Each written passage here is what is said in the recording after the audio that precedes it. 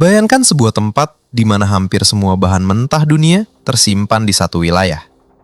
Emas, minyak, berlian, uranium, kobalt, bahkan bahan untuk baterai mobil listrik, dan smartphone yang kita pakai setiap hari. Tempat itu bukan negara, itu satu benua, Afrika. Secara teori, ini seharusnya menjadi pusat kekayaan dunia.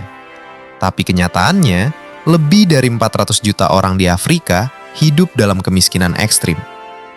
Dan disinilah paradoks itu dimulai. Bagaimana mungkin benua yang memberi makan industri global justru tidak bisa memberi makan dirinya sendiri?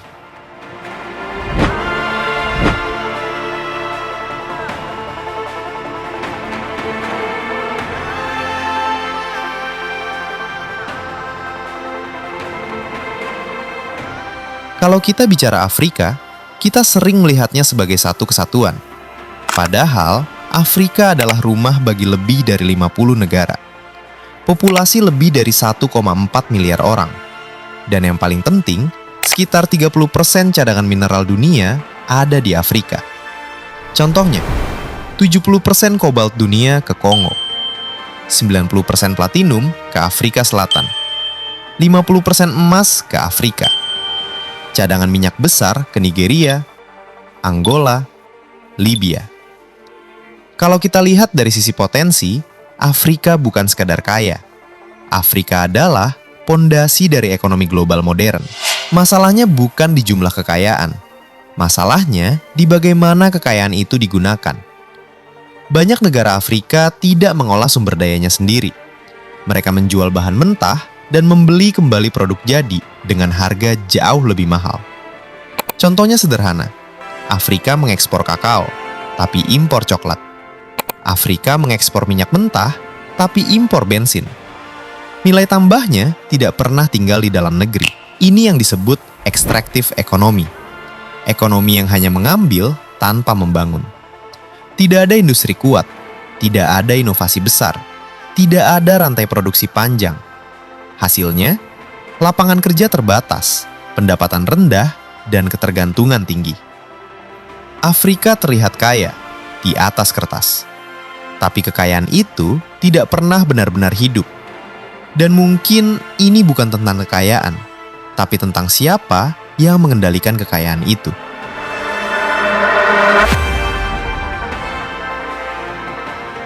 Harusnya, semakin banyak sumber daya, semakin kaya sebuah negara. Tapi kenyataannya, justru banyak negara yang runtuh karena terlalu kaya. Ini disebut kutukan sumber daya.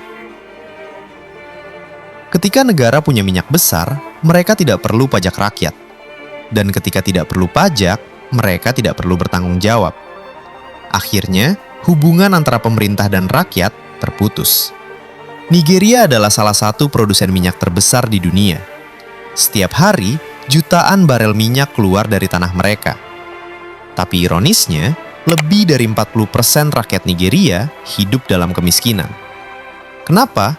Karena ekonomi mereka terlalu bergantung pada minyak. Ketika harga minyak naik, ekonomi ikut naik. Ketika harga turun, ekonomi bisa runtuh. Tidak ada stabilitas. Ada istilah lain, Dutch disease. Ketika sektor sumber daya terlalu dominan, mata uang menguap, dan sektor lain seperti manufaktur mati. Akhirnya, negara kehilangan kemampuan untuk berkembang. Sumber daya yang seharusnya menjadi berkah, perlahan berubah menjadi jebakan.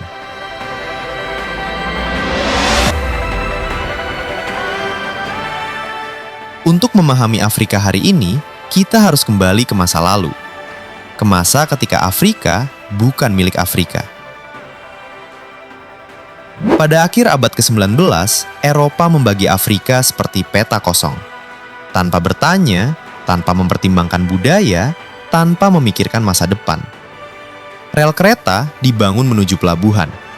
Tambang dibangun untuk ekspor. Semua sistem dibuat untuk satu tujuan, mengirim kekayaan Afrika keluar dari Afrika. Ketika penjajah pergi, mereka meninggalkan batas negara yang kacau, konflik etnis, ekonomi yang rapuh. Dan Afrika harus membangun dari situ. Afrika tidak mulai dari nol. Mereka mulai dari sistem yang sudah rusak.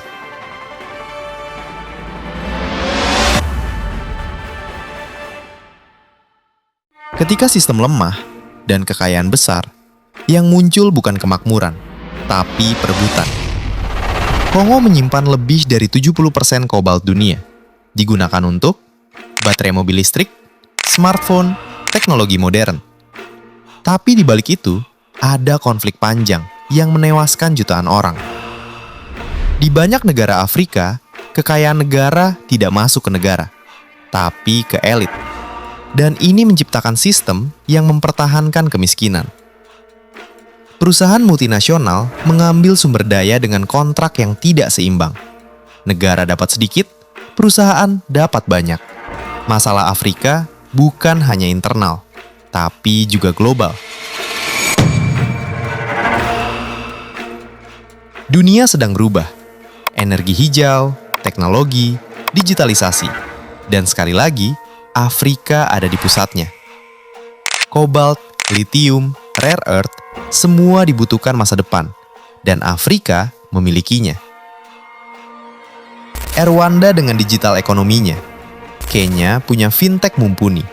Botswana dengan manajemen berliannya. Ini bukti, perubahan itu mungkin. Apakah Afrika akan mengulang sejarah eksploitasi atau mengambil kendali atas kekayaannya? Afrika tidak kekurangan sumber daya. Afrika tidak kekurangan manusia. Afrika tidak kekurangan potensi. Yang selama ini kurang adalah kontrol. Dan mungkin masa depan Afrika bukan ditentukan oleh apa yang mereka punya, tapi oleh siapa yang akhirnya bisa mengendalikan semuanya.